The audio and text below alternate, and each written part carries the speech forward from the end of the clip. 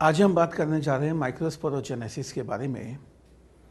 नाम से पता चल रहा है formation of microspore from microspore mother cell is known as microsporogenesis. Genesis का मीनिंग होता है फॉर्मेशन। माइक्रोस्पोर के फॉर्मेशन के प्रोसेस को नाम दिया जाता है माइक्रोस्पोरोजेनेसिस से। आप जानते हैं कि माइक्रोस्पोर मदर सेल या pollen mother cell means MMC या PMC. MMC means microspore mother cell, उसी को हम कह देते हैं pollen mother cell. Diploid cell है। इस डिप्लॉइड सेल में जब मियोसिस होता है तो 4 हैप्लॉइड माइक्रोस्पोर्स का फॉर्मेशन होता है जो कि आगे चल के पोलन गेन में कन्वर्ट हो जाते हैं। अगेन रिपीट कर रहा हूँ, formation of microspores from microspore mother cell is known as microsporogenesis. Formation of microspores from pollen mother cell is also known as microsporogenesis. यहाँ पर हमने एक सिंगल सेल को शो कर रखा है। डिप्लॉइड सेल है, माइक्रोस्पोर मदर सेल है। इस सेल में मियोसिस हुआ, 4 माइक्रोस्पोर का फॉर्मेशन हुआ है। चारों माइक्रोस्पोर यहाँ पे टेट्राड की फॉर्म में आपको दिखाई दे रहे हैं। हमने पढ़ा है शुरुआत में माइक्रोस्पोर का टेट्राड बनता है। टेट्राड की सेल्स के बीच में कैलोस प्रेजेंट होता है। टैपेटम कैलेस एंजाइम का सिक्रीशन करता है। कैलेस एंजाइम कैलोस को डिजोल्व करता है और चारों माइक्रोस्पोर को सेपरेट कर देता है। याद आया आपको कुछ?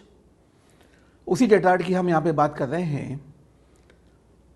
एंजियोस्पर्म के अंदर माइक्रोस्पोर टेट्राड 5 डिफरेंट टाइप्स के हमें देखने को मिलते हैं। यदि हम मोनोकोट्स की बात करें तो मोनोकोट्स में जो टेट्राड होता है उसका टाइप होता है आइसोबाइलेटरल। इस टाइप के टेट्राड में 2 माइक्रोस्पोर नीचे हैं, 2 माइक्रोस्पोर ऊपर हैं। आप अपर साइड से देखेंगे तो भी आपको 2 माइक्रोस्पोर दिखाई देंगे। आप उसे लोअर साइड से देखेंगे तो भी 2 माइक्रोस्पोर दिखाई देंगे। अपर लोअर साइड से कहीं से भी ऑब्जर्व करें सेम दिखाई देगा तो बोलेंगे आइसो है। बोथ लेटरल साइड से सेम दिखाई दे रहा है तो बोलेंगे आइसो बाइलेटरल है। तो ध्यान रहे, मोनोकोट्स में लीव्स का टाइप भी होता है आइसो बाइलेटरल, टेट्राड का टाइप भी होता है आइसो बाइलेटरल। डाइकोट्स की बात करें तो डाइकोट्स में जो टेट्राड बनता है उसका टाइप होता है टेट्राहिड्रल। इस टाइप के टेट्राड में 3 माइक्रोस्पोर आपको सामने दिखाई दे रहे हैं, 1 माइक्रोस्पोर बैक साइड में जो कि आपको दिखाई नहीं दे रहा है। तो याद रहे, डाइकोट्स का टेट्राड कौन सा है? टेट्राहिड्रल है। मोनोकोट्स का टेट्राड कौन सा है? आइसोबाइलेटरल है। और बाकी टेट्राड को हम डिस्कस कर रहे हैं। लीनियर टेट्राड, चारों माइक्रोस्पोर एक लाइन में अरेंज हैं। लाइन में अरेंज है तो बोलेंगे लीनियर है। टी शेप्ड है, 2 अपर साइड में 2 लोअर साइड में टी का शेप बना तो टी शेप्ड है। डेकुसेट क्रॉस फॉर्म में है, 2 लोअर साइड में 2 अपर साइड में है। क्रॉस फॉर्म में तो बोलेंगे डेकुसेट हैं। आपको मेन 2 टेट्राड याद करने हैं। डाइकोट्स का टेट्राड है टेट्राहिड्रल, मोनोकोट्स का टेट्राड है आइसोबाइलेटरल। एक प्लांट है अरिस्टोलोकिया एलिगेंस से। अरिस्टोलोकिया एलिगेंस में 5 टाइप के टेट्राड हमें देखने को मिल जाते हैं। तो ध्यान रहे, all 5 types of tetrads are found in Aristolochia elegans से। अब आते हैं हम कुछ स्पेशल पॉइंट पे। पोलन गेन से रिलेटेड कुछ पॉइंट हम यहाँ डिस्कस करने जा रहे हैं। फर्स्ट पॉइंट आता है ट्रांसलेटर एपरेटस। कैलोट्रोपिस, आपने इसका नाम सुना होगा। इसकी लीफ को तोड़ते हैं तो वाइट मिल्की सब्सटेंस निकलता है, लेटेक्स निकलता है। इसे हिंदी में आग भी कह दिया जाता है। Calotropis belongs to the family Asclepiadaceae. Asclepiadaceae family का मेंबर, फैमिली भी आपको पता होनी चाहिए। एग्जाम के अंदर फैमिली तक को पूछ लिया जाता है। कैलोट्रोपिस प्लांट के अंदर एक एंथर लोब में जितने भी पोलन ग्रेन्स होते हैं वो सारे पोलन ग्रेन आपस में जुड़कर एक बैग बनाते हैं। उस बैग को नाम दिया जाता है पोलिनियम। सेकेंड लोब के जितने भी पोलन ग्रेन्स होते हैं वो हजारों लाखों पोलन ग्रेन आपस में जुड़कर सेकेंड बैग बनाते हैं। इस सेकेंड बैग को भी बोलेंगे हम पोलिनियम है। 2 बैग का फॉर्मेशन हुआ है, 2 पोलिनियम बने हैं तो 2 के लिए हम टर्म यूज करेंगे पोलिनिया। सिंगुलर में कहा जाता है पोलिनियम, प्लूरल में कहा जाता है पोलिनिया। तो 2 पोलिनिया आपको दिखाई दे रहे हैं। ये दोनों पोलिनिया एक डिस्क की हेल्प से जुड़े हुए होते हैं। ये डिस्क बाइलोब्ड स्टिकी डिस्क है। इसे कॉर्पस कलम नाम दिया जाता है। ये पूरा स्ट्रक्चर जो आप देख रहे हैं इसे हम बोलेंगे ट्रांसलेटर एपरेटस है। इस एपरेटस में एक डिस्क दिखाई देगी, कॉर्पस कलम दिखाई देगा, 2 थ्रेड दिखाई देंगे एंड 2 पोलिनिया आपको देखने को मिल रहे हैं। ये स्ट्रक्चर खुद उड़ के खुद की स्टिग्मा पे नहीं जा पाता है। इंसेक्ट आता है, इंसेक्ट की बॉडी पर डिस्क चिपक जाती है, स्टिकी डिस्क है। इंसेक्ट की बॉडी पर चिपक जाती है, इंसेक्ट के थ्रू ये केलोटोपिस के दूसरे प्लांट में पहुंच जाता है। तो याद रहे, केलोटोपिस प्लांट के अंदर क्रॉस पॉलिनेशन देखने को मिलता है with the help of insect. Insect pollination को कहा जाता है एंटोमोफिली। तो याद रहे, केलोटोपिस प्लांट के अंदर हमें एंटोमोफिली देखने को मिलती है, इंसेक्ट पॉलिनेशन देखने को मिलता है, इंसेक्ट के थ्रू हो रहा है, क्योंकि यहाँ पे एक ऐसा स्ट्रक्चर डेवलप हो गया है जो सेल पॉलिनेशन को प्रिवेंट कर रहा है एंड क्रॉस पॉलिनेशन को प्रमोट कर रहा है। अब हम बात करने जा रहे हैं एरो एलर्जेंस के बारे में। एरो मीन्स होता है एयर, एरोप्लेन एयर में उड़ रहा है, तो जहाँ पर भी एरो टर्म आती है, एरो का मीन्स होता है air. Allergens means allergy causing agents. जो भी एजेंट एलर्जी कॉज करते हैं उन्हें एलर्जेंस कह दिया जाता है। कुछ प्लांट्स के पोलन ग्रेन्स एयरबॉर्न होते हैं, हवा में उड़ रहे होते हैं। जब उन्हें इनहेल कर लिया जाता है तो एलर्जी कॉज करने का रीजन बन जाते हैं। जैसे आपने पढ़ा होगा, कुछ लोगों को अस्थमा की प्रॉब्लम होती है, ब्रोंकाइटिस की प्रॉब्लम होती है, ये एलर्जिक प्रॉब्लम मानी जाती हैं। जिन लोगों को अस्थमा की प्रॉब्लम होती है, डॉक्टर्स उन्हें एडवाइज करते हैं कि जब भी पोलन रिलीज हो रहे हों, पॉलिनेशन हो रहा हो, उस समय घर से बाहर नहीं निकलें। घर से बाहर निकलें तो फेस को कवर करके निकलें। यदि फेस कवर नहीं करेंगे तो पोलन का इनहेलेशन होगा, और पोलन का इनहेलेशन होगा तो वो एलर्जी कॉज कर देंगे। इनहेलेशन मतलब सांस के थ्रू पोलन अंदर पहुंच जाएंगे, एलर्जी कॉज करने का रीजन बन जाएंगे। तो याद रहे, पोलन ग्रेन्स जो एलर्जी कॉज कर रहे हैं, हवा में उड़ रहे हैं, हवा में उड़ते हुए एलर्जी कॉज करते हैं, मीन्स इनहेल करने पर एलर्जी कॉज करते हैं, उन्हें हम बोलेंगे एरो एलर्जेंस हैं। पार्थेनियम की बात करें तो पार्थेनियम प्लांट के पोलन ग्रेन्स एलर्जी कॉज करते हैं। इसे कैरेट ग्रास या कांग्रेस ग्रास भी कह दिया जाता है। ये इंडिजिनस प्लांट नहीं है, एक्जोटिक प्लांट है। जब फॉरेन से व्हीट को इंपोर्ट किया गया, जब गेहूं को परचेज किया गया, तो व्हीट के सीड के साथ में एज ए कंटामिनेंट पार्थेनियम की सीड भी इंडिया में आ गए, और जब व्हीट को बोया गया तो पार्थेनियम की सीड भी खेतों में पहुंच गए। और जब पार्थेनियम ग्रो करना स्टार्ट हुआ तो इतनी स्पीड से ग्रो किया कि पूरे इंडिया के अंदर ये ग्रो कर चुका है। इसे इरेडिकेट करना पॉसिबल नहीं है। सब जगह आपको पार्थेनियम के प्लांट्स दिखाई देंगे। तो ये अकरेंस में कॉस्मोपॉलिटन बन चुका है, यूबिक्यूटस बन चुका है। It means it is found everywhere, सब जगह आपको देखने को मिल जाएगा। इट इज फाउंड एवरीवेयर, तो हम बोलेंगे it is cosmopolitan, it is ubiquitous in occurrence, सब जगह आपको दिखाई देगा। ये इतना खतरनाक प्लांट है, ट्रांससिनेमिक एसिड का सिक्रीशन करके दूसरे प्लांट की ग्रोथ को इनहिबिट कर देता है। दूसरे प्लांट को अपने पास ग्रो ही नहीं होने देता है, ग्रुप में ग्रो करता चला जाता है, आगे बढ़ता चला जाता है। तो साहब, इस पार्थेनियम प्लांट के पोलन ग्रेन्स एलर्जी कॉज करते हैं, ध्यान रहे। तो इनके पोलन ग्रेन्स हो गए एरो एलर्जेंस। सेकेंड प्लांट है एम्ब्रोसिया।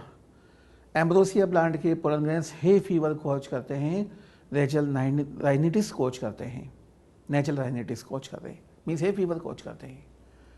एमरैंथस के पोलन ग्रेन्स, चिनोपोडियम प्लांट के पोलन ग्रेन्स, सोरघम या ज्वार के पोलन ग्रेन्स, ग्रासेज के पोलन ग्रेन्स भी एलर्जी कॉज करते हैं, और इन सब को हम बोलेंगे एरो एलर्जेंस हैं। जो भी पोलन ग्रेन एलर्जी कॉज कर रहे हैं उन्हें हम क्या बोलेंगे, एरो एलर्जेंस हैं। तो ये पोलन ग्रेन हवा से उड़ते हुए आते हैं, जब इनहेल कर लिए जाते हैं तो एलर्जी कॉज करने का रीजन बन जाते हैं। अब आते हैं हम pollen tablets and pollen syrup पे। Pollen grains are rich in nutrients से पोलन ग्रेन के साइटोप्लाज्म के अंदर बहुत ज़्यादा न्यूट्रिएंट प्रेजेंट होते हैं, इसलिए वेस्टर्न कंट्रीज में रिसेंट फैशन बन गया है pollen tablet and pollen syrup लेने का। बी पोलन का यूज किया जाता है, बी पोलन से पोलन टैबलेट पोलन सिरप बनाई जाती हैं, तो उनका use as a food supplement किया जाता है।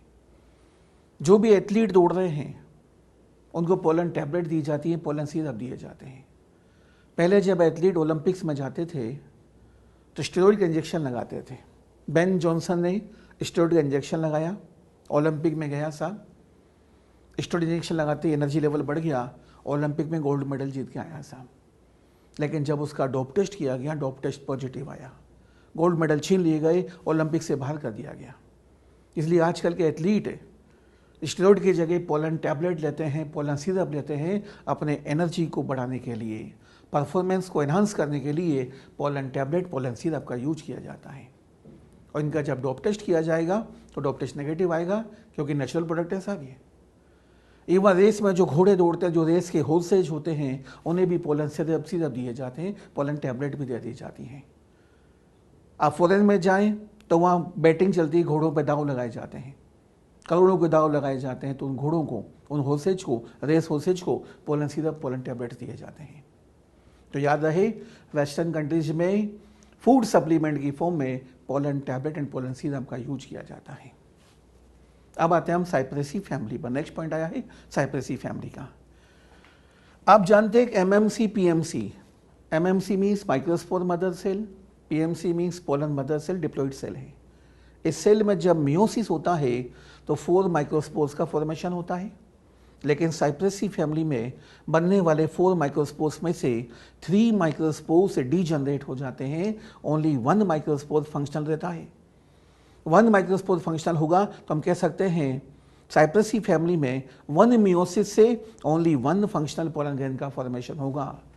यूजुअली एंजियोस्पर्म में 1 मियोसिस से 4 माइक्रोस्पोर बनते हैं, 4 पोलन ग्रेन का फॉर्मेशन होता है, लेकिन साइप्रेसी फैमिली में 1 मियोसिस से ओनली 1 फंक्शनल पोलन ग्रेन का फॉर्मेशन होता है, और ये पोलन ग्रेन कैसा होगा? हैप्लॉइड होगा।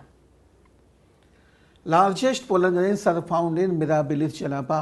तो मिराबिलिस के अंदर पोलन ग्रेन लार्जेस्ट होते हैं। Smallest pollen grains are found in मायोसोटिस।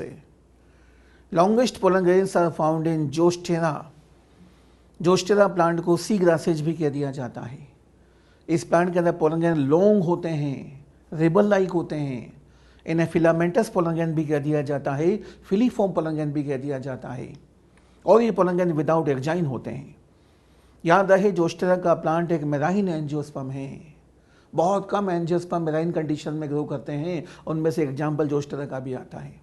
तो याद रहे, ये मेराइन एंजियोस्पर्म है, प्लांट को सी ग्रासेज भी कह दिया जाता है। तो सब इस प्लांट के अंदर पोलन ग्रेन लॉन्गेस्ट होते हैं। लेंथ वाइज बात कर रहे हैं हम यहाँ पे, तो लेंथ वाइज लॉन्गेस्ट कौन से हैं? जोस्टेरा के हैं। और डायमीटर वाइज लार्जेस्ट किस में होंगे? मिराबिलिस के अंदर होंगे। दोनों में डिफरेंस समझ में आना चाहिए। मिराबिलिस के पोलन ग्रेन लार्जेस्ट हैं डायमीटर वाइज, और लेंथ वाइज लॉन्गेस्ट इसमें है, जोस्टेरा में है। Viability of pollen grains. Viability क्या होता है? The period for which pollen grains retain ability of germination is known as viability. Pollen release हुआ साहब, स्टिग्मा पे पहुंच रहा है। स्टिग्मा पे पहुंचते ही पोलन ग्रेन का जर्मिनेशन हो जाना चाहिए। यदि हम व्हीट एंड राइस की बात करें तो व्हीट एंड राइस की पोलन वाइबिलिटी ओनली 30 मिनट्स होती है। पोलन रिलीज होने के 30 मिनट्स के अंदर यदि स्टिग्मा पे पहुंच जाएगा तो पोलन का जर्मिनेशन होगा। 30 मिनट्स के बाद में यदि पहुंचेगा तो पोलन ग्रेन नॉन वायबल हो चुका होगा, उसकी लाइफ खत्म हो चुकी होगी, और पोलन ग्रेन का जर्मिनेशन नहीं हो पाएगा। ऐसा नहीं है कि सारे प्लांट की वाइबिलिटी इतनी कम होती है। यदि हम रोजेसी की बात करें, सोलेनेसी फैमिली की बात करें, लेग्यूमिनोसी फैमिली की बात करें, तो उन प्लांट की पोलन वाइबिलिटी महीनों तक मेंटेन रहती है। तो ध्यान रहे, pollen grains of Rosaceae, Solanaceae and Leguminaceae maintain viability for months. तेज हवा चली साहब, पोलन ग्रेन हवा में उड़ गया साहब, 1 महीने बाद ऊपर से घूमता घूमता स्टिग्मा पे आके चिपक गया, पोलन का जर्मिनेशन हो जाएगा। किसमें? सोलेनेसी में, रोजेसी में, लेग्यूमिनोसी के अंदर। लेकिन व्हीट एंड राइस के अंदर पोलन वाइबिलिटी ओनली 30 मिनट से, विद इन 30 मिनट के अंदर पोलन को स्टिग्मा पे आना पड़ेगा। आफ्टर 30 मिनट आएगा तो पोलन की लाइफ खत्म हो चुकी होगी, पोलन नॉन वाइबल हो चुका होगा, और पोलन ग्रेन का जर्मिनेशन नहीं हो पाएगा। पोलन की वाइबिलिटी बहुत कुछ हद तक डिपेंड करती है प्रिवेलिंग टेम्परेचर पर एंड मॉइस्चर पे। जैसे पोलन बाहर निकला, नॉर्मल मॉइस्चर लेवल है, नॉर्मल टेम्परेचर है, पोलन की वाइबिलिटी जितनी उतनी मेंटेन रहेगी। पता चला पोलन के बाहर निकलते टेम्परेचर बहुत ज़्यादा है साहब, हाई टेम्परेचर है, तो पोलन का मॉइस्चर लेवल कम हो गया। पोलन का मॉइस्चर लेवल कम होते ही पोलन की वाइबिलिटी भी कम हो जाएगी। तो हम कह सकते हैं to some extend pollen viability depends on prevailing temperature and humidity, means moisture पर डिपेंड करती है। जिन प्लांट की पोलन वाइबिलिटी कम होती है उनके प्लांट के पोलन ग्रेन को निकालकर लिक्विड नाइट्रोजन में स्टोर कर लिया जाता है -196 डिग्री सेंटीग्रेड पर। पोलन बैंक तैयार कर लिए जाते हैं। जैसे सीड बैंक तैयार किए जाते हैं, स्पर्म बैंक तैयार किए जाते हैं, ऐसे पोलन बैंक तैयार कर लिए जाते हैं। और पोलन की जब रिक्वायरमेंट होती है, पोलन बैंक से पोलन को निकाल कर स्टिग्मा पे स्प्रे कर दिया जाता है, क्रॉप ब्रीडिंग प्रोग्राम में यूज कर लिया जाता है। तो याद रहे, पोलन बैंक तैयार करने के लिए पोलन ग्रेन को किस में स्टोर करेंगे हम? लिक्विड नाइट्रोजन में स्टोर करेंगे, क्रायो प्रिजर्वेशन करेंगे। टेम्परेचर क्या होगा? -196 डिग्री सेंटीग्रेड। अब आते हैं हम पोलन ग्रेन के स्ट्रक्चर पे। हमने पहले भी डिस्कस किया था कि पोलन ग्रेन में 2 वॉल लेयर्स प्रेजेंट होती हैं। Outer wall layer is known as exine while inner wall layer is known as entine. Exine is made up of mainly sporopollenin while entine is made up of pectocellulose. यदि हम dicot की बात करें तो dicot के pollen grain में 3 germ pores present होते हैं। हमने कहा था ये वो प्लेस हैं, वो एपर्चर हैं जहां से पोलन ट्यूब निकल के बाहर आ सकती है। अब आप देखिए, ये 3 जर्म पोर आपको यहाँ पे दिखाई दे रहे हैं। डाइकोट का पोलन ग्रेन है, ये तीनों जर्म पोर लेंस के शेप के होते हैं, ओवल शेप के होते हैं। तो इस टाइप का पोलन ग्रेन जिसमें 3 जर्म पोर हैं, लेंस के शेप के हैं, उसे बोलेंगे ट्राइकोलपेट पोलन ग्रेन है। जर्म पोर वो रीजन है जहां पर एक्जाइन एब्सेंट होता है। यदि प्रेजेंट होता भी है तो थिन लेयर की फॉर्म में प्रेजेंट होता है, तो जर्म पोर एपर्चर को नाम दिया जाता है। ये एपर्चर है जहां से पोलन ट्यूब निकल के बाहर आ सकती है। अब आप देखिए, यही एंटाइन निकल के बाहर आएगा तो पोलन ट्यूब फॉर्म करेगा नहीं करेगा? किसी भी जर्म पोर से एंटाइन निकल के बाहर आ सकता है। जिस प्लेस से एंटाइन निकल के बाहर आएगा पोलन ट्यूब फॉर्म करेगा, उस प्लेस को क्या नाम देंगे हम? जर्म पोर नाम देंगे। तो याद रहे, डाइकोट के पोलन ग्रेन में 3 जर्म पोर्स प्रेजेंट होते हैं, जबकि मोनोकोट के पोलन ग्रेन में सिंगल जर्म पोर प्रेजेंट होता है। तो मोनोकोट का पोलन ग्रेन कहलाएगा मोनोकोलपेट, डाइकोट का पोलन ग्रेन कहलाएगा ट्राइकोलपेट। एक नॉर्मल पोलन ग्रेन की बात करें तो जनरली पोलन ग्रेन का डायमीटर होता है 25 to 50 माइक्रोमीटर। यूजुअली स्फेरिकल दिखाई देते हैं, गोल से दिखाई देते हैं। पोलन ग्रेन का एक्जाइन थिक होता है, हार्ड होता है, रफ होता है, स्कल्पचर्ड होता है, ऑर्नामेंटेड होता है, डिसकंटिन्यूअस है। एंटाइन की बात करें, एंटाइन थिन है, सॉफ्ट है, डेलिकेट लेयर है, पेक्टोसेलुलोज की बनी होती है। हमने ये भी कहा था कि एक्जाइन के स्ट्रक्चर का यूज क्लासिफिकेशन में किया जाता है, नोमेनक्लेचर में किया जाता है। एक्जाइन में 3 जर्म पोर है, हमने क्लासीफाई कर दिया डाइकोट का पोलन ग्रेन है। एक्जाइन में सिंगल जर्म पोर है, क्लासीफाई कर दिया कि मोनोकोट का पोलन ग्रेन है। हमने ये भी कहा था कि जर्म पोर का शेप भी अलग अलग हो सकता है, कुछ सर्कुलर भी होते हैं, कुछ ओवल भी होते हैं, मीन लेंथ के शेप के भी होते हैं। तो हम कह सकते हैं एक्जाइन के बेसिस पर पोलन ग्रेन को डिफरेंट ग्रुप्स में क्लासीफाई किया जाता है। तो याद रहे, एक्जाइन की टैक्सोनॉमिक इंपॉर्टेंस मानी जाती है। Study of pollen grains is known as palynology. Pollen grain की स्टडी करते हैं हम क्या बोलेंगे? पेलिनोलॉजी बोलेंगे। हमने ये भी पढ़ा था कि ये जो एक्जाइन स्पोरोपोलेनिन का बना है, sporopollenin non biodegradable organic material है। It is water resistant, acid resistant, alkali resistant, microbial resistant, UV resistant, temperature resistant. No enzyme can degrade sporopollenin. अभी तक दुनिया में ऐसा कोई एंजाइम नहीं बना है जो स्पोरोपोलेनिन को डिग्रेड कर सके। इसलिए हजारों साल बाद भी पोलन ग्रेन फॉसिल के अंदर प्रिजर्व्ड फॉर्म में मिल जाते हैं, और जहां फॉसिल पोलन मिलते हैं वहां पर तेल के कुओं की खुदाई की जाती है। ऐसा माना जाता है जहां हजारों साल पहले पोलन थे वहां वेजिटेशन रही होंगी, वहां प्लांट्स रहे होंगे, जो दबते चले गए, कोल, पेट्रोल, डीजल में कन्वर्ट होते चले गए। तो याद रहे, फॉसिल पोलन का मिलना ऑयल वेल, तेल के कुओं की खुदाई के लिए बहुत पॉजिटिव इंडिकेशन माना जाता है। हमने ये भी पढ़ा था, जिन प्लांट के पोलन ग्रेन में ऑयल की लेयर प्रेजेंट होती है वो पोलन ग्रेन स्टिकी होते हैं, चिपकने वाले होते हैं। जिन प्लांट में इंसेक्ट पॉलिनेशन होता है उनके पोलन ग्रेन के चारों तरफ एक ऑयल की लेयर डेवलप हो जाती है, और उस ऑयली लेयर को नाम दिया जाता है पोलन किट। कैप्सुला के अंदर इंसेक्ट पॉलिनेशन होता है तो कैप्सुला के अंदर हमें देखने को मिलता है पोलन किट। लिपिड का बना होता है, कैरोटिनॉइड्स का बना होता है, स्टिकी होता है, येलो कलर का होता है। फंक्शन डिस्कस किया था, एडिशन में चिपकने में हेल्प करता है। येलो कलर का होता है तो सेकेंड फंक्शन होगा attraction of insect for pollination. Third function pollen kit pollen grain को यूवी रे से प्रोटेक्शन प्रोवाइड करने का काम भी करता है। यूवी से प्रोटेक्शन एग्जाइन भी प्रोवाइड करता है, पोलन किट भी प्रोवाइड करता है। बात करने जा रहे हैं डाइसेंस ऑफ एंथर के बारे में कि एंथर का डाइसेंस कैसे होता है। हमने शुरुआत में डिस्कस किया था कि एंथर में 4 डिफरेंट वॉल लेयर्स प्रेजेंट होती हैं, epidermis, endothecium, middle layers and tapetum. हमने ये भी कहा था कि मिडिल लेयर शुरुआत में डिजनरेट हो जाती है। क्यों डिजनरेट हो जाती है? टैपिडम मिडिल लेयर के फूड को एब्जॉर्ब करता है और अंदर ट्रांसफ़र कर देता है, क्योंकि अंदर यहाँ पे क्या होना है, मियोसिस होना है, एमएमसी पीएमसी में मियोसिस होना है, माइक्रोस्पोर बनने हैं, पोलन ग्रेन बनने हैं, तो यहाँ पे फूड चाहिए, न्यूट्रिशन चाहिए। कितना दिया? टैपिडम ने दिया। कहाँ से लेके दिया? मिडिल लेयर से लेके दिया।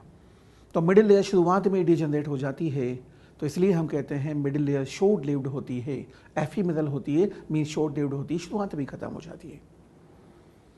मेन न्यूट्रिटिव लेयर मानते हैं हम टैपिडम को। टैपिडम अपना न्यूट्रिशन प्रोवाइड कर रहा है, एंजाइम भी सिक्रेट कर रहा है, हार्मोन भी सिक्रेट कर रहा है, बहुत सारा न्यूट्रिशन टैपिडम दे रहा है। जब तक टैपिडम में न्यूट्रिशन प्रेजेंट है तब तक टैपिडम लिविंग रहता है। धीरे धीरे टैपिडम का न्यूट्रिशन खत्म होने लग जाता है। एट लास्ट जब यहाँ पे पोलन ग्रेन बन चुके होते हैं तब टैपिडम का न्यूट्रिशन खत्म हो जाता है और लास्ट में टैपिडम भी डिजनरेट हो जाता है। तो याद रहे, at last tapetum will degenerate. Middle layer तो पहले ही डिजनरेट हो गई थी, अब टैपिडम भी डिजनरेट हो चुका है। एक मैच्योर एंथर की बात करें तो मैच्योर एंथर में हमें 2 ही वॉल लेयर दिखाई देंगी, only 2 wall layers, outer epidermis then endothecium, 2 ही वॉल लेयर दिखाई देंगी। मिडिल लेयर डिजनरेट हो चुकी है, टैपिडम डिजनरेट हो चुका है, पोलन ग्रेन यहाँ पे बन चुके हैं, आप देख रहे हैं। अब इन दोनों पोलन सेक के बीच में यहाँ पर टिश्यू भरा हुआ है। ये जो टिश्यू भरा हुआ है इसे हम बोलेंगे स्ट्राइल टिश्यू है। दोनों पोलन सेक के बीच में स्ट्राइल टिश्यू प्रेजेंट है। जब तक स्ट्राइल टिश्यू प्रेजेंट है तब तक एंथर का डाइसेंस नहीं होगा, क्योंकि स्टोमियम को सपोर्ट मिल रहा है। स्टोमियम को यदि टिश्यू का सपोर्ट मिलेगा तो यहाँ से डाइसेंस पॉसिबल नहीं होगा। जब एंथर मैच्योर हो जाता है तो दोनों पोलन सेक के बीच में प्रेजेंट है स्ट्राइल टिश्यू डिजनरेट हो जाता है। तो साहब ये टिश्यू डिजनरेट हो गया। स्ट्राइल टिश्यू के डिजनरेट होने की वजह से दोनों पोलन सेक आपस में जुड़ जाते हैं, तो दोनों पोलन सेक आपस में फ्यूज हो चुके हैं। दोनों साइड में पोलन सेक जो प्रेजेंट थे, 2 पोलन सेक फर्स्ट लोब में थे, 2 पोलन सेक सेकेंड लोब में थे, दोनों साइड के पोलन सेक आपस में फ्यूज हो गए। साहब दोनों पोलन सेक के फ्यूज होने की वजह से अब यहाँ पर मैच्योर एंथर में आपको सिर्फ 2 ही पोलन सेक दिखाई देंगे, फर्स्ट लोब में 1, सेकेंड लोब में 1, टोटल 2 पोलन सेक प्रेजेंट है। तो याद रहे, मैच्योर एंथर में वॉल लेयर्स का नंबर पूछेगा तो आपका आंसर जाएगा 2। कौन कौन सी? एपिडर्मिस, एंडोथीसियम है, कोई मिडिल लेयर नहीं, कोई टैपिडम नहीं है। मैच्योर एंथर में पोलन सेक का नंबर पूछेगा, आंसर जाएगा 2। तो याद रहे, वॉल लेयर 4 थी, 4 डिफरेंट वॉल लेयर थी, 2 दे गई हैं। पोलन सेक 4 थे, 2 दे गए हैं, 4 का 2 करना है। वॉल लेयर 4 की 2, पोलन सेक 4 का 2 पोलन सेक प्रेजेंट है। अब देखिए, स्ट्राइल टिश्यू के डिजनरेट होने की वजह से स्टोमियम रीजन बहुत थिन रह गया है। यहाँ पे 2 ही लेयर दिखाई दे रही हैं, एक तो एपिडर्मिस, एक एंडोथीसियम है, 2 ही वॉल लेयर आपको दिखाई दे रही हैं। स्ट्राइल टिश्यू डिजनरेट हो चुका, खत्म हो चुका साहब। ये एंथर मैच्योर हो चुका है, इस पे सनलाइट पड़ रही है साहब, एंथर पे सनलाइट पड़ रही है। हमने ये भी कहा था कि एंडोथीसियम की inner tangential wall and radial wall पर अल्फा सेलुलोज के फाइबर्स प्रेजेंट होते हैं, लेकिन आउटर वॉल पर किसी भी टाइप के फाइबर प्रेजेंट नहीं होते हैं। हमने ये भी कहा था जहाँ से एंथर बस्ट होता है उस स्टोमियम रीजन की एंडोथीसियम सेल्स थिन वॉल्ड होती हैं। यहाँ पर भी किसी भी टाइप का थिकनिंग नहीं है, कोई डिपोजिशन नहीं है, कोई अल्फा सेलुलोज नहीं है, कोई फाइबर प्रेजेंट नहीं है। हमने ये भी कहा था कि अल्फा सेलुलोज नेचर में हाइग्रोस्कोपिक होता है, वाटर लविंग होता है, मॉइस्चर लविंग होता है। तो साहब इनर टेंजेंशियल वॉल में वाटर का अमाउंट ज़्यादा है, रेडियल वॉल में वाटर का अमाउंट ज़्यादा है, क्योंकि दोनों जगह पर क्या है, अल्फा सेलुलोज का डिपोजिशन है। लेकिन आउटर वॉल में वाटर का अमाउंट कम है, क्योंकि आउटर वॉल थिन है, इसमें किसी भी टाइप का डिपोजिशन नहीं है। जब एंथर पे सनलाइट पड़ेगी तो एंडोथीसियम की आउटर वॉल से वाटर का लॉस होगा। एंडोथीसियम की आउटर वॉल से वाटर का लॉस होगा तो एंडोथीसियम की आउटर वॉल श्रिंक होके कॉनकेव हो जाती है। अब आप देखें, ये वॉल श्रिंक हो कॉनकेव हो गई है। पहले सरफेस एरिया इतना था, लेकिन अब सरफेस एरिया कम हो गया है, देख रहे हैं आप, आउटर वॉल का सरफेस एरिया कम हो गया है। सरफेस एरिया कम होने की वजह से खिंचाव, पुलिंग फोर्स डेवलप होगा, एक टेंशन क्रिएट होगा। यहां से भी एंडोथीसियम की सेल्स इनकर्व हो रही हैं, पुलिंग फोर्स डेवलप हो रहा है। दोनों साइड से जब पुलिंग फोर्स डेवलप होता है तो एंडोथीसियम की थिन वॉल्ड सेल से उस फोर्स को बियर नहीं कर पाती है और यहां से एंथर बस्ट हो जाता है, पोलन रिलीज हो जाते हैं। यहां पर भी सेम केस चल रहा है, एंथर पे सनलाइट पड़ रही है, वाटर का लॉस हो रहा है, आउटर वॉल से वाटर का लॉस होते आउटर वॉल कॉन्केव हो गई, कॉन्केव होने की वजह से पुलिंग फोर्स डेवलप हुआ, सरफेस एरिया कम हो गया। पुलिंग फोर्स या खिंचाव को एंडोथीसियम की थिन वॉल्ड सेल्स बियर नहीं कर पाती हैं, तो स्टोमियम रीजन से ये एंथर बस्ट हो जाता है और पोलन रिलीज हो जाते हैं। स्टोमियम रीजन में किसी भी टाइप का डिपोजिशन नहीं था, ध्यान करेंगे तो यहाँ की सेल थिन वॉल्ड थी, वीक सेल पहले ही थी और यहाँ पे पुलिंग फोर्स डेवलप होते ही वो सेल बस्ट हो जाती है, पोलन रिलीज हो जाते हैं। तो इस तरह एंथर का डाइसेंस हो जाता है। तो याद रहे एंथर का डाइसेंस ड्राई सीजन में हो रहा है और कौन हेल्प कर रहा है? एंडोथीसियम हेल्प कर रही है। यदि एंडोथीसियम की वॉल कॉन्केव नहीं होती तो पुलिंग फोर्स भी डेवलप नहीं होता, टेंशन क्रिएट नहीं होता, तो एंथर का डाइसेंस भी पॉसिबल नहीं हो पाता। तो याद रहे which wall there helps in dehiscence of anther, answer जाएगा एंडोथीसियम। तो एंडोथीसियम एंथर के डाइसेंस में मीन्स रप्चरिंग में, फटने में हेल्प कर रही है। 2-3 पॉइंट अच्छे से याद रखने हैं। The place from where dehiscence of anther occurs is known as stomium. वो रीजन कौन सा है, वो प्लेस कौन सा है जहां से एंथर बस्ट होगा, आंसर जाएगा stomium. How many wall layers can be observed in a mature anther, answer जाएगा 2। कौन कौन सी हैं? Epidermis, endothecium. How many pollen sacs can be observed in a mature anther, answer जाएगा 2। First pollen sac, second pollen sac. Which wall layer of anther helps in dehiscence, answer जाएगा endothecium. अब हम बात करने जा रहे हैं माइक्रोगैमेटोजेनेसिस के बारे में। इस प्रोसेस को हमने कहा है माइक्रोगैमेटोजेनेसिस। नाम से पता चल रहा है microgamete means male gamete. Male gamete को फॉर्म कराना है हमें। मेल गैमेट के फॉर्मेशन के प्रोसेस को हम बोलेंगे माइक्रोगैमेटोजेनेसिस। ये 2 मेल गैमेट आप देख रहे हैं यहाँ पे, ये मेल गैमेट बनेंगे मीन्स मेल गैमेटोफाइट बनेगा पूरा स्ट्रक्चर। मेल गैमेटोफाइट के डेवलपमेंट के प्रोसेस को कह दिया जाता है माइक्रोगैमेटोजेनेसिस। इस प्रोसेस को पूरा समझेंगे डिटेल में। सिंगल सेल का पोलन हमने यहाँ पे शो कर रखा है। ये पोलन अभी इनसाइड द एंथर प्रेजेंट है। कहाँ प्रेजेंट है ये? Inside the anther. Single cell का पोलन है, हैप्लोइड पोलन है। हम मान के चल रहे हैं इसमें एक्जाइन भी एंटाइन भी दोनों प्रेजेंट हैं।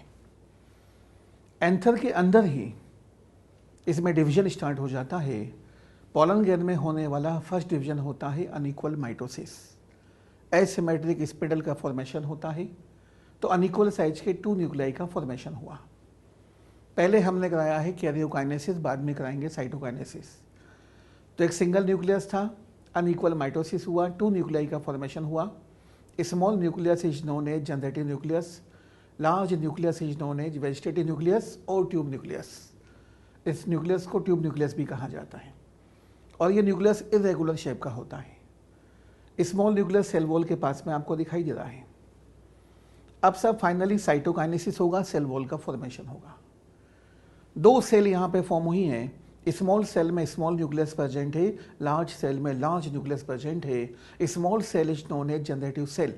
जिस सेल में जनरेटिव न्यूक्लियस है उस सेल को नाम दिया गया जनरेटिव सेल। जिस सेल में लार्ज न्यूक्लियस प्रेजेंट है, वेजिटेटिव न्यूक्लियस प्रेजेंट है, उस सेल को कह दिया जाता है vegetative cell. Large cell is known as vegetative cell और ट्यूब सेल। ट्यूब सेल क्यों कहा गया? क्योंकि ट्यूब न्यूक्लियस प्रेजेंट है, ट्यूब सेल कह दिया गया। वेजिटेटिव सेल क्यों कहा? क्योंकि वेजिटेटिव न्यूक्लियस प्रेजेंट है, कह दिया वेजिटेटिव सेल है। तो याद रहे 2 सेल का स्ट्रक्चर बन गया है। 2 सेल के स्ट्रक्चर में आप देख रहे हैं 2 सेल हैं, large cell, vegetative cell, small cell, generative cell. अब सब जनरेटिव सेल अपना शेप चेंज करने लग जाती है। शेप चेंज करते ही करते ये सेल स्पिंडल शेप की हो जाती है। स्पिंडल शेप की होने के बाद ये सेल यहाँ से डिटेच हो जाती है और लार्ज सेल के साइटोप्लाज्म में फ्लोट करने लग जाती है। सेल विद इन सेल का बेस्ट एग्जाम्पल यहाँ पे आपको दिखाई देगा। वेजिटेटिव सेल में जनरेटिव सेल फ्लोट कर रही है। ये स्ट्रक्चर 2 सेल का दिखाई दे रहा है, 2 सेल स्ट्रक्चर है। इसे हम बोलेंगे mature pollen grain, pollen grain mature हो चुका है। तो याद रहे, 2 celled pollen grain is known as mature pollen grain, और ये पोलन ग्रेन का डेवलपमेंट कहाँ पे हुआ है? एंथर में हुआ है। तो याद है, ये पूरा डेवलपमेंट अभी एंथर के अंदर चल रहा है। पोलन मैच्योर होने के बाद यहाँ से रिलीज होता है और स्टिग्मा पे पहुंच जाता है। पॉलिनेशन हुआ सा, एंथर का डाइसेंस हुआ, एंथर बस्ट हुआ, पोलन रिलीज हुआ, स्टिग्मा पे पहुंच गया। कितने सेल का पोलन है? 2 सेल का पोलन है। तो याद है, in most of the angiosperm से pollen grains are released at 2 cell stage. Mostly angiosperm के अंदर, मोस्टली प्लांट्स के अंदर पोलन ग्रेन 2 सेल स्टेज में रिलीज होकर स्टिग्मा पे पहुंचता है। 2 सेल कौन कौन सी हैं? Generative cell and vegetative cell. Small cell generative cell है और लार्ज सेल कौन सी है? वेजिटेटिव सेल है, जिसे ट्यूब सेल भी कह दिया जाता है। स्टिग्मा पे पहुंचने के बाद इसका फर्दर डेवलपमेंट होगा। स्टिग्मा पे मॉइस्चर भी प्रेजेंट है, स्टिग्मा पे शुगर भी प्रेजेंट है, स्टिग्मा पे बोरॉन कैल्शियम भी प्रेजेंट है। अब ये पोलन ग्रेन वहाँ से मॉइस्चर को एब्जॉर्ब करेगा। मॉइस्चर को यदि एब्जॉर्ब करेगा एंड ऑस्मोसिस होगा तो अंदर वाटर का अमाउंट बढ़ेगा। अंदर जब वाटर का अमाउंट बढ़ता है तो इंटाइन पे प्रेशर एक्सर्ट होता है।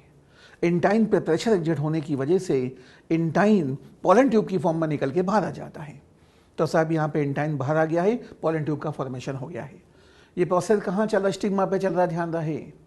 तो पोलन ग्रेन ने स्टिग्मा से मॉइस्चर को एब्जॉर्ब किया, अंदर वाटर का अमाउंट बढ़ा, वाटर का अमाउंट बढ़ा तो इंटाइन पे प्रेशर एक्सर्ट हुआ।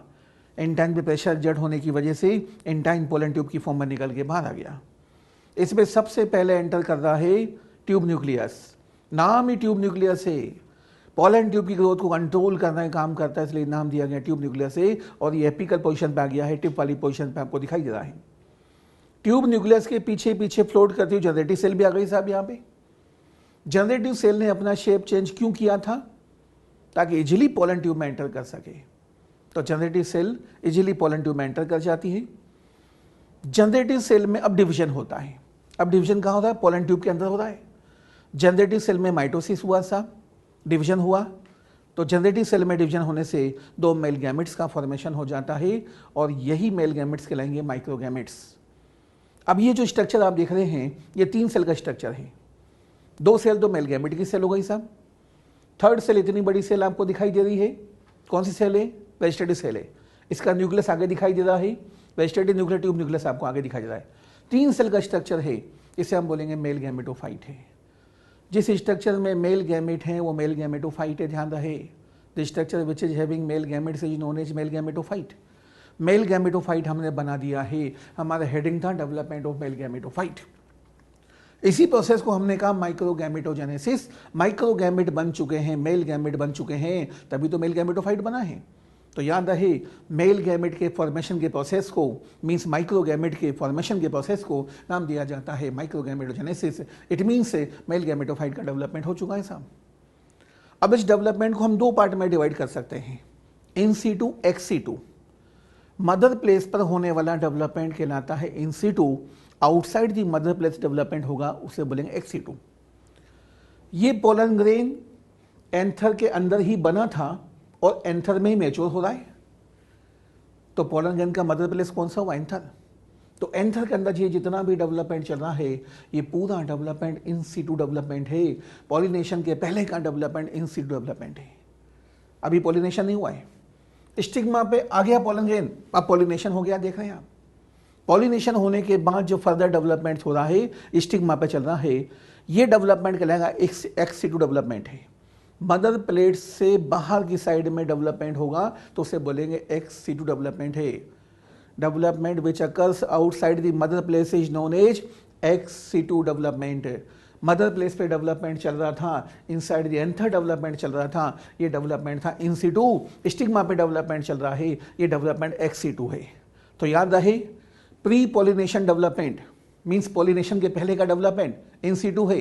पोस्ट पॉलिनेशन डेवलपमेंट, पॉलिनेशन के बाद का डेवलपमेंट एक्स सीटू डेवलपमेंट है। अब यहां पर आप देख रहे हैं ये जो मेल गैमेटोफाइट बना है ये 3 सेल का मेल गैमेटोफाइट है, 3 सेल का मेल गैमेटोफाइट है। इससे छोटा मेल गैमेटोफाइट हमें कहीं पर देखने को नहीं मिलता। तो हम कह सकते हैं highly reduced male gametophyte is found in angiosperm से ओनली 3 सेल का है। तीन सेल कौन सी हैं? दो तो मेल गैमेट की सेल है और एक ट्यूब सेल है जिसमें ट्यूब न्यूक्लियस प्रेजेंट है। Highly reduced male gametophyte is found in angiosperm से एग्जाम में क्वेश्चन पूछ लिया जाता है। Male gametophyte with least number of cells is found in, आपका आंसर आ जाएगा एंजियोस्पर्म। ऑप्शन में कोई सा भी एंजियोस्पर्म हो सकता है, लीलियम हो सकता है, फ्रिटलेरिया हो सकता है, कोई सा भी होता है, तो याद रहे एंजियोस्पर्म सर्च करना पड़ेगा, छांटना पड़ेगा आपको कि कौन सा एंजियोस्पर्म ऑप्शन में दिया हुआ है। तो याद रहे highly reduced male gametophyte is found in angiosperm से। अब ये मेल गैमेटोफाइट ग्रीन नहीं है, फोटोसिंथेटिक नहीं है, इंडिपेंडेंट नहीं है, ये अपना फूड खुद फॉर्म नहीं कर सकता है, ये दूसरे पे डिपेंडेंट है। किस पे डिपेंडेंट है? स्टिग्मा पे डिपेंडेंट है। अपना न्यूट्रिशन कहाँ से ले रहा है? स्टिग्मा से ले रहा है। वाटर कहाँ से ले रहा है? स्टिग्मा से ले रहा है। और स्टिग्मा का टिश्यू डिप्लॉइड टिश्यू है, डिप्लॉइड टिश्यू को बोलेंगे स्पोरोफाइट है। तो ये मेल गैमेटोफाइट स्पोरोफाइट पर डिपेंडेंट है, स्टिग्मा से न्यूट्रिशन ले रहा है, स्पोरोफाइट से न्यूट्रिशन ले रहा है। तो हम कह सकते हैं एंजियोस्पर्म का मेल गैमेटोफाइट इंडिपेंडेंट नहीं होता है, स्टिग्मा पे डिपेंडेंट होता है। इट मीन्स ये स्टिग्मा से अपना न्यूट्रिशन ले रहा है, स्पोरोफाइट से अपना न्यूट्रिशन ले रहा है। तो एंजियोस्पर्म का मेल गैमेटोफाइट स्पोरोफाइट पर डिपेंडेंट होता है, स्टिग्मा पर डिपेंडेंट होता है। या स्टिग्मा क्या स्पोरोफाइट है? डिप्लॉइड है तो स्पोरोफाइट बोलेंगे हम, ध्यान रहे। हैप्लॉइड को हमने कहा था गैमेटोफाइट, डिप्लॉइड को क्या बोलेंगे? स्पोरोफाइट है। तो यहां पे पूरा प्रोसेस समझ में आ रहा है आपको। अभी हमने कहा मोस्टली एंजियोस्पर्म में पोलन ग्रेन 2 सेल्ड स्टेज में स्टिग्मा पे पहुंचता है, लेकिन कुछ एंजियोस्पर्म के अंदर पोलन ग्रेन 3 सेल्ड स्टेज में स्टिग्मा पे पहुंचता है। कुछ प्लांट्स के अंदर जनरेटिव सेल पहले ही डिवाइड हो जाती है। जनरेटिव सेल यदि पहले ही डिवाइड हो जाएगी तो 2 मेल गैमेट यहाँ पे फॉर्म करेगी नहीं करेगी? 2 मेल गैमेट यदि पहले बन जाए तो स्ट्रक्चर 3 सेल का होगा, हो जाएगा सब। तो कुछ प्लांट के अंदर जनरेटिव सेल बिफोर पॉलिनेशन ही डिवाइड हो जाती है, पॉलिनेशन के पहले डिवीजन कर देती है, 2 मेल गैमेट फॉर्म कर देती है। अब ये पोलन ग्रेन जब आएगा 3 सेल का पोलन ग्रेन स्टिग्मा पे आएगा। पोलन ग्रेन स्टिग्मा पे पहुंचने के बाद ही पोलन ट्यूब का फॉर्मेशन होगा। चाहे पोलन ग्रेन 2 सेल्ड स्टेज में स्टिग्मा पर पहुंचे, चाहे 3 सेल्ड स्टेज में स्टिग्मा पे पहुंचे, final development means pollen tube का फॉर्मेशन तो स्टिग्मा पे आने के बाद ही होगा। फाइनल डेवलपमेंट हमें स्टिग्मा पर ही देखने को मिलेगा। हमने अभी कहा in most of the angiosperm से pollen grains are released at 2 celled stage. हम कह सकते हैं in more than 60% of angiosperm से pollen grains are released at 2 celled stage, लेकिन रिमेनिंग 40% एंजियोस्पर्म के अंदर पोलन ग्रेन 3 सेल स्टेज में स्टिग्मा पे पहुंचता है। और वो 3 सेल कौन सी बोलेंगे हम? जनरेटिव सेल का डिवीजन कर दिया हमने पहले ही, तो 2 मेल गैमेट बन जाएंगे और 1 सेल वेजिटेटिव सेल है। 3 सेल का स्ट्रक्चर होगा नहीं होगा? यदि जनरेटिव सेल पहले ही डिवाइड हो जाए तो 2 सेल बनाएगी नहीं बनाएगी? मीन 2 मेल गैमेट बनाएगी। तो 2 सेल तो 2 मेल गैमेट की हो गई और 1 cell vegetative cell tube cell आप देख रहे हैं। तो याद रहे मोस्टली एंजियोस्पर्म के अंदर पोलन ग्रेन 2 सेल स्टेज में स्टिग्मा पे पहुंचता है, लेकिन कुछ प्लांट्स के अंदर पोलन ग्रेन 3 सेल स्टेज में स्टिग्मा पे पहुंच जाता है। तो अभी हमने कहा मेल गैमेटोफाइट का डेवलपमेंट हो चुका है। यहाँ पर मैंने कुछ शॉर्ट फॉर्म लिखी हैं, V for vegetative, T for tube, G for generative, N for nucleus, C for cell. Again याद रहे vegetative cell is also known as tube cell. Vegetative cell को ट्यूब सेल कहा जा रहा है।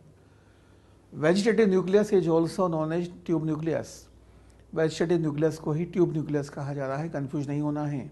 ये 2 अलग सेल नहीं है, एक ही सेल है। वेजिटेटिव सेल या ट्यूब सेल 2 अलग सेल नहीं है, एक ही सेल है। अब साहब यहाँ पर 2 क्वेश्चन एग्जाम में पूछे जाते हैं। पहले तो ये समझिए आप कि मैच्योर पोलन ग्रेन हम किसे कह रहे हैं? By sailed pollen grain, 2 celled pollen grain को हम कह रहे हैं मैच्योर पोलन ग्रेन है। मैच्योर मेल गैमेटोफाइट किसे बोल रहे हैं? 3 सेल का स्ट्रक्चर है जिसमें मेल गैमेट है, उसे हमने कहा मैच्योर मेल गैमेटोफाइट है। अब 2 क्वेश्चन पूछ रहा हूं मैं आपसे। How many meiotic and mitotic divisions are required for the formation of mature pollen grain? Meiotic मतलब मियोसिस, माइटोटिक मीन्स माइटोसिस। हमने एक MMC PMC को लिया था, मियोसिस कराया था, 4 माइक्रोस्पोर बनाए थे, 4 पोलन ग्रेन बनाए थे। उसमें 1 पोलन ग्रेन को हमने यहाँ पे लिया है, एक बार माइटोसिस कराया है हमने। तो MMC PMC स्टार्ट करते हुए हम मैच्योर पोलन ग्रेन बना रहे हैं तो हमारा आंसर जाएगा 1 मियोटिक एंड 1 माइटोटिक। पहले मियोसिस कराया था हमने, एक एमएमसी या पीएमसी से 4 माइक्रोस्पोर बनाए थे। अब उनमें से एक माइक्रोस्पोर के अंदर, एक पोलन ग्रेन के अंदर हमने माइटोसिस करा दिया है और बना दिया हमने मैच्योर पोलन ग्रेन। तो याद रहे, for the formation of mature pollen grain 1 meiosis and 1 mitosis are required. ये किससे बनाया है हमने, कहाँ से स्टार्ट किया था? एमएमसी या पीएमसी से स्टार्ट किया था, माइक्रोस्पोर मदर सेल या पोलन मदर सेल से प्रोसेस स्टार्ट किया था, तो जाके हमारा आंसर ये आया है। सेकंड क्वेश्चन क्या पूछा जाता है, how many meiotic and mitotic divisions are required for the formation of mature male gametophyte from MMC. MMC या पीएमसी से स्टार्ट करना है हमें, ध्यान रहे क्या बनाना है, मैच्योर मेल गैमेटोफाइट बनाना है। एमएमसी या पीएमसी में माइक्रोस्पोर मदर सेल या पोलन मदर सेल में एक मियोसिस कराएंगे, 4 माइक्रोस्पोर बनेंगे, मीन्स 4 पोलन ग्रेन बनेंगे। एक पोलन ग्रेन को हमने बाहर निकाला है, उसमें 2 माइटोसिस कराए हैं, एक माइटोसिस तो यहाँ हुआ है और सेकेंड माइटोसिस हमने यहाँ पे कराया है, जनरेटिव सेल में कराया है। तो कंप्लीट प्रोसेस में हमने कितने माइटोसिस कराए हैं, 2 माइटोसिस। क्या बना दिया है, मेल गैमेटोफाइट बना दिया हमने। तो याद रहे, for the formation of mature male gametophyte 1 meiosis and 2 mitosis are required. Process कहाँ से स्टार्ट किया है हमने, एमएमसी पीएमसी से स्टार्ट किया है, मेल गैमेटोफाइट बनाया है। तो याद रहे, for the formation of mature male gametophyte from MMC और PMC 1 meiosis and 2 mitosis are required.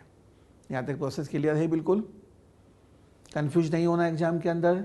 Vegetative cell is also known as tube cell.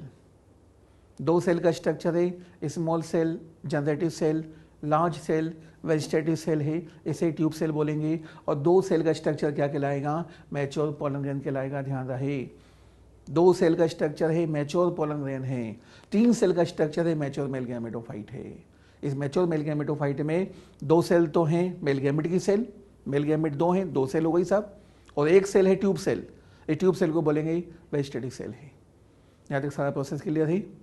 तो यहाँ पे हमारा कंप्लीट होता है micro gametogenesis, means development of male gametophyte. हमने male gametophyte का development करा दिया है, माइक्रो गैमेट फॉर्म कर दिए हमने मेल गैमेटोफाइट के अंदर, तो प्रोसेस हमारा पूरा हो गया है। एनसीईआरटी में एक पॉइंट है, pollen grain represents male gametophyte. इस पॉइंट को ध्यान से समझना है, ध्यान से सुनना है। पोलन ग्रेन की हम बात कर रहे हैं, पीजी मतलब pollen grain. 2 celled pollen grain है, 22 सेल्ड पोलन ग्रेन है। It is also known as mature pollen grain. 2 cell के पोलन ग्रेन को हमने कहा है मैच्योर पोलन ग्रेन है। It is also known as partially developed male gametophyte. Fully developed नहीं बोल रहा मैं, ये पार्शियली डेवलप्ड मेल गैमेटोफाइट है। कितने सेल का है, 2 सेल का है। 3 celled pollen grain is also known as mature male gametophyte. 3 cell का हो गया है, मैच्योर मेल गैमेटोफाइट हो गया साहब, उसे ही हम बोलेंगे फुली डेवलप्ड मेल गैमेटोफाइट। अब साहब ये भी पोलन ग्रेन है, ये भी पोलन ग्रेन है, ये 2 सेल का, ये 3 सेल का है। ये पोलन ग्रेन भी रिप्रेजेंट कर रहा है मेल गैमेटोफाइट को, ये पोलन ग्रेन भी रिप्रेजेंट कर रहा है मेल गैमेटोफाइट को। 2 सेल का पोलन ग्रेन रिप्रेजेंट कर रहा है पार्शियली डेवलप्ड मेल गैमेटोफाइट को। 3 सेल का पोलन ग्रेन रिप्रेजेंट कर रहा है फुली डेवलप्ड मेल गैमेटोफाइट को। पोलन ग्रेन को देख रहे हैं आप, रिप्रेजेंट कर रहा है किसको, मेल गैमेटोफाइट को। हमने यही कहा है pollen grain represents male gametophyte. अभी हमने डिवीजन की बात करी कि साहब मैच्योर पोलन ग्रेन के फॉर्मेशन के लिए कितने मियोसिस कितने माइटोसिस रिक्वायर्ड होंगे। अभी मैंने कहा था how many meiotic, meiotic means meiosis, and mitotic, mitotic means mitosis are required for the formation of mature pollen grain from MMC. अब देखिए प्रोसेस को स्टार्ट किया हमने एमएमसी या पीएमसी से, माइक्रोस्पोर मदर सेल या पोलन मदर सेल से process को स्टार्ट किया है। एक डिप्लॉइड सेल में जब मियोसिस होता है तो 4 माइक्रोस्पोर या पोलन ग्रेन्स का फॉर्मेशन होता है, तो हमने एक मियोसिस यहाँ कराया है। 4 माइक्रोस्पोर्स या पोलन ग्रेन में से एक पोलन ग्रेन को हमने निकाल के बाहर दिखा दिया। इस पोलन ग्रेन में माइटोसिस आया, हमने 2 सेल का फॉर्मेशन हुआ, small cell generative cell, large cell vegetative cell. 2 cell का स्ट्रक्चर हो गया है, हमने इसे कह दिया मैच्योर पोलन ग्रेन है। यहाँ पे क्वेश्चन पूछा गया how many meiotic and mitotic divisions are required for the formation of mature pollen grain from MMC. तो आपका आंसर जाएगा 1 मियोसिस एंड 1 माइटोसिस। अब हम आगे बढ़ रहे हैं। जनरेटिव सेल में हमने अगेन माइटोसिस आया, 2 मेल गैमेट फॉर्म कराए हमने। ये पूरा स्ट्रक्चर 3 सेल का स्ट्रक्चर है, इसे हमने कहा मैच्योर मेल गैमेटोफाइट है। The structure which is having male gametes is known as male gametophyte. 3 cell का मेल गैमेटोफाइट है, ध्यान करेंगे। सेकंड क्वेश्चन क्या था मेरा, how many meiosis and mitosis are required for the formation of mature male gametophyte from MMC. MMC start करते हुए आपका आंसर क्या जाएगा, 1 मियोसिस एंड 2 माइटोसिस। एक मियोसिस हुआ एमएमसी पीएमसी में, 4 माइक्रोस्पोर बने, 4 पोलंगन बने। इन माइक्रोस्पोर या पोलंगन में एक को बाहर निकाल दिया हमने, माइटोसिस कराया, 2 सेल का स्ट्रक्चर बन गया। जनरेटिव सेल में अगेन माइटोसिस कराया, 2 मेल गैमेट बन गए साहब। तो स्ट्रक्चर 3 सेल का हो गया, कह दिया मैच्योर मेल गैमेटोफाइट है। तो एग्जाम में क्वेश्चन यदि पूछा जाए, how many meiotic and mitotic divisions are required for the formation of male gametophyte या मैच्योर मेल गैमेटोफाइट, तो आंसर क्या जाएगा, 1 मियोसिस एंड 2 माइटोसिस है। 1 meiotic division and 2 mitotic divisions are required for the formation of mature male gametophyte from MMC.